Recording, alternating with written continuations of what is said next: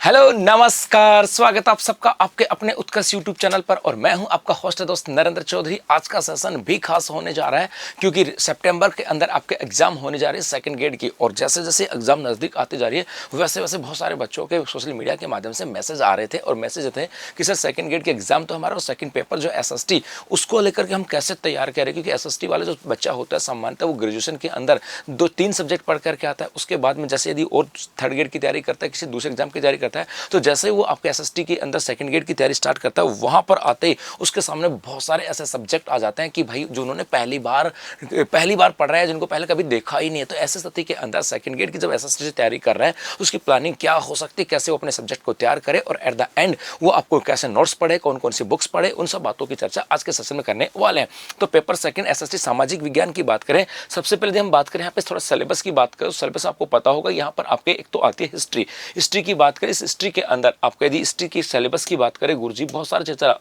जैसे यहाँ पर इंडस वैली की बात करें, सिविलाइजेशन की बात करें, आ जाता है वैदिक पीरियड आ जाता है। यहाँ पर बुद्धा और जैन का जो समय था वहाँ पे लेक्चर उनकी जो इतिहास वगैरह वो यहाँ पर आता है। मौर्य काल यहाँ पर आ जाता है, या मौर्य काल से पहले की बात करें। इसके अलावा अपने यहाँ पर मुगल काल जो है वो यहाँ पर है, शिवाजी को लेकर के यहाँ पर है, राष्ट्रीय आंदोलन की बात करें, 18 सितंबर की क्रांति की बात करें, भारतीय कांग्रेस जो है उनको लेकर के आता है, गांधी जी के जो आंदोलन थे वो यहाँ पर आ जाता है। या इसके अलावा जो आपके जो 20वीं शताब्दी के अंदर जो परिवर्तन होते हैं वो आपके यहाँ से आ जाता है। मतलब यहाँ पर मॉडर्न की बात करें, जो मॉडर्न जो हिस्ट्री है वो आपके यहाँ से आ जाती है, और पुराने इतिहास की बात करें वो आपके यहाँ से आ जाती है। एक तो पोर्शन यहाँ पर आता ही है। उसके साथ साथ हम बात करें ज्योग्राफी की बात करें, तो ज्योग्राफी के अंदर आपके यहाँ पर वर्ल्ड ज्योग्राफी है, जैसे motion of the earth and there effects की बात करें, अक्षांश देशांतरों की बात करें, पृथ्वी की बात करें, आपके यहाँ पे महासागरों की बात करें, भूकंपों की बात करें, ज्वालामुखी की बात करें, सुनामी की बात करें, या हम लोग बात करें यहाँ पर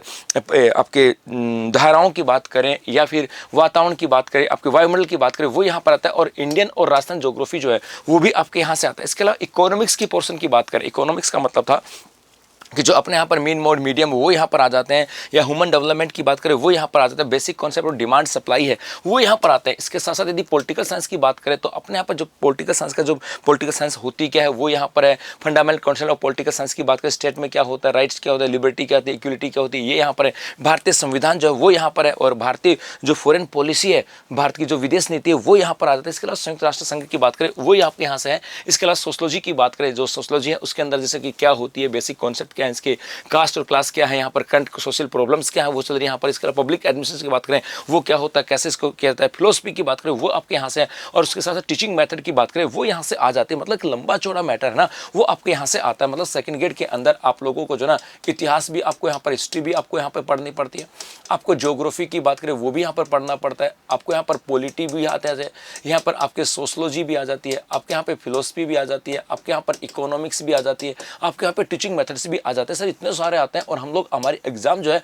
वो सितंबर में होने जा रहे हैं। तो क्या करें, तो मेरे भाई इसको लेकर के याद रखना, यदि हम आज वर्तमान की बात करिए, मार्च तो एंड मान के चलो, तो उसके बाद आपके पास एक महीना तो पड़ा है अप्रैल का, उसके बाद आपके पास मई है, उसके बाद जून है, उसके बाद जुलाई है, और उसके बाद आपके अगस्त आ जाता है। मतलब आपके पास अगले अभी 5 महीने हैं अपनी तैयारी को और धारदार बनाने के लिए। इस 5 महीने के अंदर आप जो 5 महीने हैं, इस 5 महीने के अंदर आपको इसको 2 भागों में बांटना है। 2 भागों के अंदर आपके पहले 3 महीने अलग होंगे, और उसके बाद में आपके 2 माह अलग होंगे। इनको इस प्रकार से बांटना। गुरुजी 3 माह और 2 माह ऐसा क्यों? तो बेटा अगले अभी जो आपके पास अगले 3 महीने हैं, इस 3 महीने के अंदर आप कहीं से भी पढ़ाई कर रहे होंगे, चाहे आप कहीं से भी पढ़ रहे हो, किसी भी कोचिंग से पढ़ रहे हो, ऑनलाइन भी पढ़ रहे होंगे, ऑफलाइन पढ़ रहे होंगे, कहीं से भी पढ़ो, जो पढ़ाई कर रहे हो आपको उसके नोट्स बनाते चलना है, और साथ साथ उसका रिवीजन करते चलना है। नोट्स भी बनाते चलना है और साथ साथ उसका रिवीजन करते, मतलब कहीं पर भी आप पढ़ रहे होंगे उनको नोट्स बनाते चलो अच्छे से, और साथ साथ मौका जितना मौका मिलता है आपको,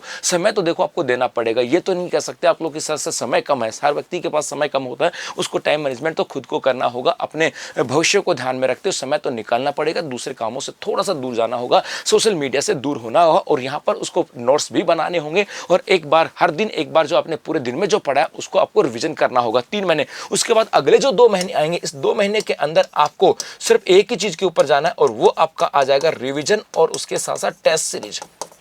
वो आपका आ जाएगा टेस्ट सीरीज, क्योंकि टेस्ट सीरीज के माध्यम से आप रिवीजन भी कर रहे तो आपको लगेगा याद है याद है याद है, लेकिन जैसे आप टेस्ट सीरीज दोगे ना उसके अंदर बहुत सारे ऐसे पर्सन आएंगे जो आपको लगेंगे यार ये तो हमने कभी पहले पढ़ा ही नहीं। दूसरा टेस्ट सीरीज ये होगा कि आपको ये पता लग जाएगा कि आपने अभी तक पढ़ा, तो उसके अंदर जैसे ज्योग्राफी, हिस्ट्री, कल्चर की बात करें, पॉलिटी की बात करें, सोशोलॉजी की बात करें, उसके अंदर सर इसके अंदर तो मेरे पर्सन ठीक हो रहे हैं लेकिन इकोनॉमिक्स और फिलोसफी में थोड़ा सा कम हो रहे हैं, तो आप अगले 2 महीने के अंदर जहां पर जिस पोर्शन के अंदर आपको कमजोर लग रहा है ना भाई, जो सेगमेंट आपको कमजोर लग रहा है उसको आप लोग समय दे सकते हो। तो अभी तो अगले 3 महीने आप जहां भी पढ़ रहे हो, चाहे ऑनलाइन पढ़ रहे हो, ऑफलाइन पढ़ रहे हो, किसी कोचिंग से पढ़ो, अच्छे से नोट्स बनाना और उसका समय के साथ रिवीजन करते रहना है। लेकिन अगले 2 महीने की बात करें उस समय आपको जो है ना आपके रिवीजन के ऊपर 100% फोकस करना होगा और उसके साथ साथ टेस्ट सीरीज आपको पढ़नी होगी ताकि एग्जाम का फोबिया वो भी आपको दूर हो जाए और उसके साथ साथ आपका स्ट्रॉन्ग जोन कौन सा वो पता लग जाए, तो उसको आप रिवीजन करते रहो। उसके ऊपर भाई दिन में जैसे 1 घंटा पढ़ रहे थे आप ज्योग्राफी का, आपको हर पर्सन ठीक हो रहा था तो उसको आप 40 मिनट दे सकते हो। वो जो 20 मिनट है आप दूसरे सेगमेंट को दे सकते हो, जहां पर जैसे फिलोसफी की बात करें या पॉलिटी की बात करें, जहां पर आपके पर्सन अभी भी सही नहीं हो रहे,